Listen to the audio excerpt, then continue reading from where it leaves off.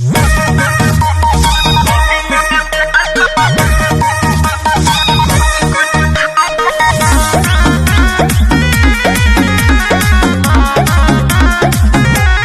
Finally दोस्तों आज की वीडियो में हम बात करने वाले हैं अपने दबंग सुपरस्टार खेसारी लाल यादव के धमाकेदार अपडेट के बारे में, और साथ ही दोस्तों जानने वाले हैं भोजपुरी क्वीन आम्रपाली दुबे के नए गाने के बारे में, जिसे जानकर आप भी एक्साइटेड हो जाएंगे। तो वीडियो को लास्ट तक जरूर देखिएगा अगर आप भी हैं हिट मशीन खेसारी लाल यादव के फैन। तो चलिए शुरुआत करते हैं। दोस्तों वीडियो में आगे बढ़ने से पहले आप सभी को बता दें कि इस वक्त सोशल मीडिया पर अपने हिट मशीन खेसारी लाल यादव के गानों ने तहलका मचा दिया है। जी हाँ दोस्तों, उनके 5 गाने अभी ट्रेंडिंग में बने हुए हैं। रील वीडियो के मामले में पहला गाना है दरिया बढ़िया लागेला, जो ट्रेंडिंग में है और 3 लाख के करीब रील वीडियो बन चुके हैं। इसके साथ ही आप लोगों के प्यार और सपोर्ट से इस गाने पर 10 मिलियन व्यूज कंप्लीट हो चुके हैं। दूसरा गाना है धमाका होली आरा में, जो ट्रेंड कर रहा है और 53,000 से ज्यादा रील बन चुके हैं। तीसरा गाना है दीवाना बदमाश बजे, जो ट्रेंडिंग में बना हुआ है और इस पर 1.5 लाख से ज्यादा रील बन चुके हैं। चौथा गाना है दरदिया और ये भी गाना ट्रेंड कर रहा है 46,000 रील के साथ। वहीं 5वें गाने की बात करें तो पलंग सागवान के, जिस पर 1.5 लाख के करीब रील बन चुके हैं और ये भी गाना ट्रेंड कर रहा है। वहीं अगर बात करें आम्रपाली दुबे की, तो कल के दिन यानी 25 दिसंबर को सुबह 6:30 बजे उनकी एक धमाकेदार फिल्म YouTube पर रिलीज हो रही है, जिस फिल्म का नाम है दिलदार से दिल लागल, जो काफी जबरदस्त और एक्शन से भरपूर फिल्म है। तो इसी के साथ मिलते हैं अगली वीडियो में,